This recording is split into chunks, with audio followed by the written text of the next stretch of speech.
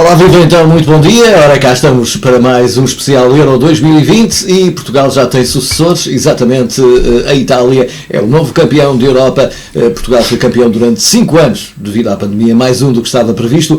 Uma referência também para Cristiano Ronaldo, o melhor marcador deste torneio do Euro 2020, realizado em 11 cidades e esta foi uma das questões. João, olá, viva, muito bom dia. Uma das questões que deu muita polémica. Foram 11 cidades, 10 países beneficiados, digamos assim, ao contrário do que habitualmente acontece. E ontem vimos um jogo em que a vitória podia ter caído para um lado ou para o outro, com a Inglaterra a jogar em casa, mas a não segurar então aquele 1-0 e depois nas penalidades a falhar redondamente, dando o título à Itália. Bom dia, de facto assim foi. Esta Itália já vinha, desde que iniciou este campeonato da Europa, este diferente campeonato da Europa, vinha com algum protagonismo relativamente, ou algum favoritismo, digamos, relativamente a esta decisão final que, como disseste bem, acabou por acontecer ontem. Portanto, uma final é sempre uma final. Naturalmente que esta Inglaterra, que tem um futebol bonito, que é uma liga de facto apetecível, das melhores da Europa, mas o que é facto é que o futebol também, a nível de seleção inglês, pouco ou nada tem ganho, tirando aquele Mundial de 66, depois o tal Mundial em que o Eusébio chora por não chegar às finais. Fomos eliminados precisamente pela Inglaterra, que seria campeão do mundo. Exatamente, embora os tempos são outros, é tudo diferente. A realidade é diferente. Completamente. E portanto, esta Inglaterra, para além de belo que tem o seu futebol, como eu disse, a nível de seleções só ganhou aquele título mundial, de resto tem vários títulos, mas é a nível de clubes nas várias competições da UEFA. Só que não conseguiu ontem, apesar de terem começado bem, não aguentaram, digamos que a pressão e o facto de estar a jogar em casa, porque às vezes o fator casa, Rui, nem sempre é benéfico, e ontem viu-se, porque perdido por 1, perdido por 1000, aquela Itália foi para a frente, acabou por empatar, e depois a questão dos penaltis é tudo uma questão psicológica. É preciso dizer... Houve aquela curiosidade de 2 jogadores entrarem propositadamente para as grandes penalidades e foram 2 dos que falharam, e depois digamos que o penalti decisivo ser decidido por um jovem de 19 anos. Compreende-se que se tenha atirado assim às esferas jovem de 19 anos para uma... Não, por muito e muito forte que seja a mentalidade de um jogador de futebol, aquilo é uma responsabilidade tremenda. Aquele tem que ser um homem mais experiente, mais tarimbado, e depois, e sobretudo, alguém que saiba responder a um treinador pelo qual ele é indicado para bater a grande penalidade. E alguém possa arcar com as responsabilidades de eventualmente falhar, não é? É assim. Alguém que tenha estofo para eu falhei, mas calma aí a minha carreira. Quando um jogador parte para uma grande penalidade daquelas e faz um sinal positivo ao treinador de que eu vou marcar, dê por onde der, ou com força ou devagar, não interessa, etc. E ele marca e marca mesmo. Portanto, tudo isto é muito psicológico, quer dizer, tudo isto tem uma carga enormíssima na cabeça e nos ombros de um jogador, porque não estamos a brincar, estamos a falar em competições ao mais alto nível. E, portanto, quem falha fica sempre marcado, porque, enfim, olha, e quem marca? Já não nos lembramos. Há coisas tremendas no futebol, como em tudo na vida, as coisas negativas ficam-nos marcadas. Se lembra de 2 grandes penalidades falhadas por David Beckham em situações destas, não é? E ficou marcado. David Beckham falhou e de repente um jovem ali de 19 anos que acaba por o jogo a chorar, não é? E é uma responsabilidade tremenda. E nós já vimos ao longo dos anos grandes jogadores de futebol, grandes, Eusébios, Pelés, Maradonas, Platinis, Rummenigges, aqueles holandeses do final da década de 60, Rijkaards e por aí fora, a falhar também grandes penalidades. Portanto, isto acontece aos melhores, porque, reparem, entre os postos também está um guarda-redes que, conhecendo bem as características de alguns jogadores, quando jogam uma seleção contra a outra, normalmente nos clubes, nas seleções são adversários, mas nos clubes são companheiros, são colegas. E portanto conhecem-se uns aos outros, sabem para que lado é que eles vão bater. Agora, há uma coisa fundamental no penalti. Ponto. quem bate uma grande penalidade e atira para o lado esquerdo, ou para o lado direito, ou para o meio, há aqui um ponto em que o jogador tem que se compenetrar do seguinte: a bola tem que levar força. A bola tem que levar força, mas é força. Pontapé com força em direção à baliza, porque se for para fora são 3 pontos para o país de Gales. Certo? Ponto. Portanto, se não levar, Rui, uma penalidade marcada à Panenka, ou é muito bem marcada, ou ela é muito bem marcada, muito bem e tal, porque senão dá tempo, em termos de reflexos, ao guarda-redes que se atirou ou para a esquerda ou para a direita, de recuperar. Há treinos específicos para isto. Percebes? Há treino de guarda-redes específico para isto. Quantas vezes o treino ao guarda-redes, estamos a fugir aqui um bocadinho à final, o treino é feito de modo ao guarda-redes não ver a bola. O guarda-redes está de costas para a bola. E vai ter agora aqui uma reação tremenda, de virar ou para a direita ou para a esquerda. No treino, estou a falar em treino. Para ele tentar adivinhar, o instinto dele tentar adivinhar para que lado é que vai a bola. Aquele reflexo, aquele flash que eles têm, ora, isto é treino. É muito trabalhinho e por aí fora. Portanto, isto relativamente ao penalti. Ainda em relação ao título, que está de facto muito bem entregue. A Inglaterra teve tudo para ser feliz, não conseguiu. A Inglaterra foi das seleções, os homens que não querem nada com a Europa, o país que não quer nada com a Europa, não sei porquê, mas pronto. Acaba por ser beneficiado em jogos em casa. Dos 7 jogos que a Inglaterra fez, 6 foram em casa. Só jogou uma vez fora em Roma, veio a Roma, não sei se vieram ver o Papa, mas o que é facto é que quando vieram a Roma ganharam por 4-0 à Ucrânia. Coitadinha. Foram abençoados pelo Papa. Pronto.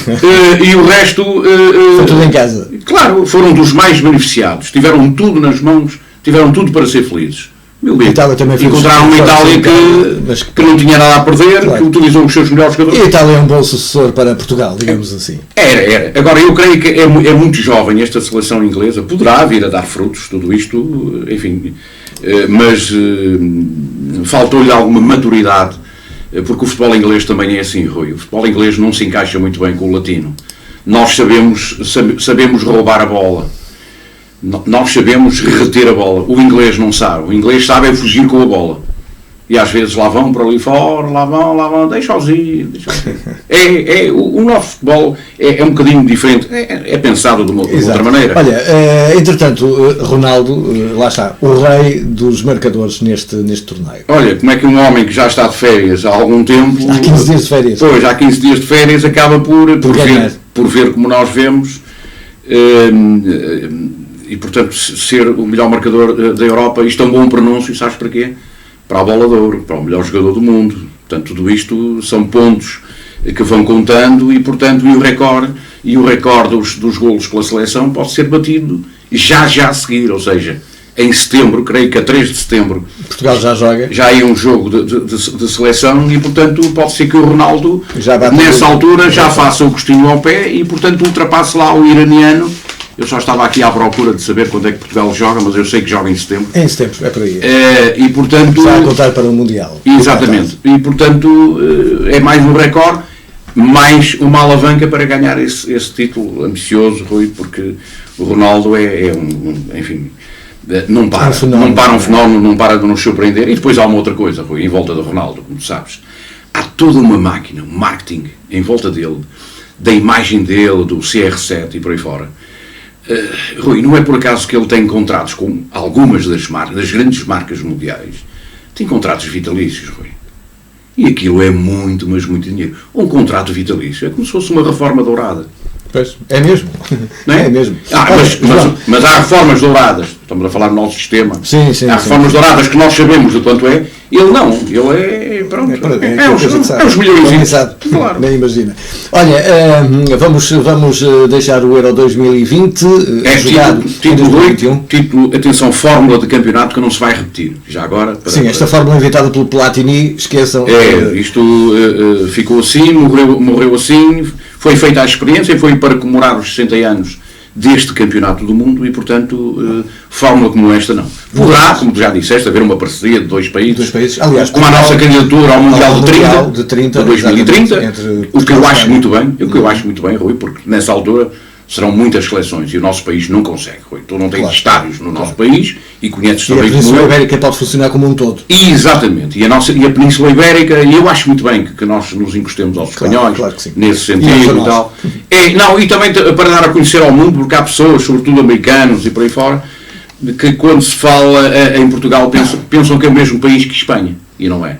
Não é? Pois. Espanha é uma coisa. Assim pode dar para eles perceberem que não é, mas também pode dar para confundir ainda mais. E confundo, há muita Olha, gente João, que se confunde. vamos deixar o Euro 2020 para, ao fechar o nosso programa, deixamos também algumas notícias do Varzim, até porque o campeonato está por aí a chegar, a Taça da Liga mais depressa vai chegar ainda, e vamos ter o Varzim a jogar com o Rio Ave, que, como sabem, desceu à segunda Liga, e estes encontros, estes derbys vão acontecer também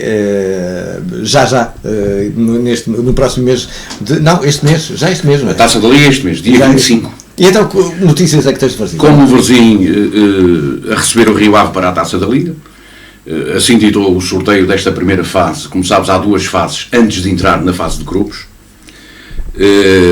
O sorteio foi sorteio, o Varzim recebe o Rio Ave então no dia 25. Se o Varzim vencer, vai jogar com o vencedor do Vilafranquense Arouca. Portanto, será, enfim, é sempre apetecível naturalmente este tipo de jogos e, portanto, no dia 25 recebe então, deste mês, recebe o Rio Ave na semana seguinte, ou no fim de semana seguinte, fim de semana de 31 e 1 de agosto, portanto, vai ou não à casa do Vilafranquense ou do Arouca. Portanto, que são 2 clubes que se defrontam nesta primeira fase. Depois é que se passa para a fase do grupo. Na semana seguinte começa então o campeonato, foi feito o sorteio na passada semana, com o Varzim a receber na primeira jornada, no dia 8, para já, está marcada a jornada para o dia 8 de agosto, recebe o Desportivo de Chaves. É um duelo sempre apetecível. Na jornada seguinte vai a Coimbra, à Académica, e curiosamente, na terceira jornada, marcada para 22 de agosto, Varzim e Rio Ave outra vez. É curioso, não é? No espaço de um mês, como é que Varzim e Rio Ave... O Varzim recebe 2 vezes o Rio Ave, uma para a Taça da Liga, outra para o campeonato. E depois continua o campeonato por aí fora. Como sabes, foi feito também o sorteio da Primeira Liga e, portanto, dentro de 2 semaninhas temos já aí o futebol oficial em força, quer dizer, acabou o Ódio Europeu e daqui a 15 dias já temos futebol a sério. E até aqui não tem sido a sério, tem sido de preparação, como sabes. O Varzim já efetuou 2 jogos particulares e, portanto, averbou uma vitória frente ao Estrela da Amadora e uma derrota, uma vitória frente ao Farense, assim é que é. E uma derrota frente ao Estrela da Amadora. No golo do Varzim foi o André Micael, o central, que marcou o golo. Portanto, tudo jogos de preparação, isto aproveitando um estágio que o Varzim esteve a fazer lá em baixo, em Elvas, a exemplo da época anterior. Sabe-se que o Varzim contratou aqui uma série de jogadores, Luís Silva, Zé Tiago, João Reis ao Chaves, Tavinho ao Vizela, Tiago Pereira e Rafael Assis ao Braga B, Murilo ao Estoril, Cássio Cheide ao Farense e o Eliardo, que é um avançado que vem desde o Arouca. Portanto, permanecem no clube os guarda-redes Ricardo Isma, os defesas Luís Pinheiro, Luís Pedro, o médio André Leão e os avançados Agdon, Lecinho e Jorge Ofuso. Só para terminarmos, o Varzim reuniu no seu estádio, na sua bancada central, no passado sábado, em Assembleia Geral. 100 pessoas à volta disso, curiosos de saber o que é que se passa no clube, porque há muita pouca informação. Eu não percebo, não consigo perceber, a menos que alguém me dê uma explicação de que... É tudo muito em segredo. O que é isto? Não percebo, Rui. E não é bom, isso não é bom. Aviso já que essa forma de contactar com a imprensa, essa forma de divulgar as notícias, eu não acho isso bom. Há situações durante a época que é preciso esconder o segredo. Admito, há situações em que os clubes têm que ser reservados. Esta não. Vida nova, época nova, planeamento novo, o treinador está a pegar no barco desde o início, esperemos que faça um bom trabalho, um grande trabalho. Agora, este relacionamento que há cá para fora não tem sido bom. Ora bem, temas decididos, ou temas aprovados, como queiram, foi aprovado o orçamento para a época, um valor ligeiramente abaixo da época passada, 746 mil euros, orçamento para receitas, contrapõe com 600 mil de despesas, nós percebemos tudo isto, o que é que são as despesas. A bancada norte está interdita pela Liga de Clubes, como tu sabes, toda aquela estrutura, Rui, a bancada do topo norte, aquilo está, meu amigo, eu não sei não, eu não queria ser mauzinho, mas quem olha para aquela estrutura vê aquela corrosão. Aquilo tem que ser desmantelado. Aquela corrosão do mar, aquilo é tremendo, Rui. Aquilo está sujeito ali a ventos. O que vale é que são os prédios que, não parece, de algum modo, amparam de certa forma os ventos. Mas de qualquer forma... E aquilo é muito perigoso, Rui. Num campo de futebol, aquilo é extremamente perigoso. Quer para o campo, quer quem transita na respectiva... Na via? Na rua atrás, que é a rua... Ou é a Rua do Varzinho, ou é a Rua Doutor Armindo Graça. É uma coisa assim. Pronto, não interessa. E, portanto, por razões de segurança, essa bancada está interdita. Foi ainda debatido esta questão das cotas. A tal situação que nós tínhamos dito, de que o Varzinho iria aumentar a proposta de direção quanto à manutenção dos montantes das cotizações para... E o que é que dissemos na altura? Nem pensem em mexer nisto. Então, se o sócio está sem ver futebol, há mais de ano e meio a pagar sem ver futebol. A pagar sem ver futebol. Rui, não parece, mas um sócio normal, digamos, de superior, um sócio que paga 7,5€ por mês, são 90 euros por época. Sem ver futebol, sem ver nada. Ou seja, como diz o nosso povo, sem comer e nem beber. O quê? 90 euros sem comer nem beber. É verdade. Queres ver, vês só pela televisão e pouco mais. Portanto, eu acho que isto seria um crime se a direção tentasse, mexesse nisto, tentasse. Não, vamos deixar estar como está, logo se vê, a época vem aí, vai começar. Ainda uma referência final. A Liga de Clubes tentou antecipar-se para haver público nos campos já na próxima época. Como sabes, isto está limitado sempre às medidas e à capacidade. 33%. Pronto. Mas o Governo já disse, alto e para o baixo. Exatamente. Alto e para o baixo. Quem manda é o Governo. Quem manda é o Governo por via daquilo que houve, os entendidos na saúde, os técnicos, os cientistas, etc. Se de facto, se efetivamente será possível ou não. Portanto, a Liga de Clubes tem que repensar um bocadinho, os próprios clubes. Eu percebo tudo isto para que haja público, não é? Eu percebo, porque nós olhamos para os outros Estados, nomeadamente ontem a final do Europeu, e vemos que, então porque é que os outros Estados não têm, não sei o quê e tal. Mas isto também depende dos países, depende do estado da pandemia em alguns países. Que ali por acaso não é grande coisa. Também não é grande coisa, mas o que é facto é que temos que ser... ter os pezinhos bem reservados e ter muito cuidadinho. Vem aí o futebol oficial, mas é preciso ter... Enfim, os pés bem assentos no chão. Olha, João, quero dar-te os parabéns também pelo teu fato treino Itália. É a homenagem à Itália. É a tua homenagem à Itália. Eu ontem andei assim e quem me perguntava dizia, eu hoje não sou romano, sou italiano. Italiano. Quem em Roma ser romano, não é? Ora, sou italiano. João, aliás, se falássemos da Itália, nunca mais saímos daqui. Claro que sim. Desde a comida, a moda, aos carros e por aí fora. Sim, Itália. E as belas ragazzas e por aí fora. Pronto, adiante. E as pizzas? E pizzas, a boa comida. A gastronomia italiana é muito boa. A nossa também é, atenção. Estou a dizer... A nossa.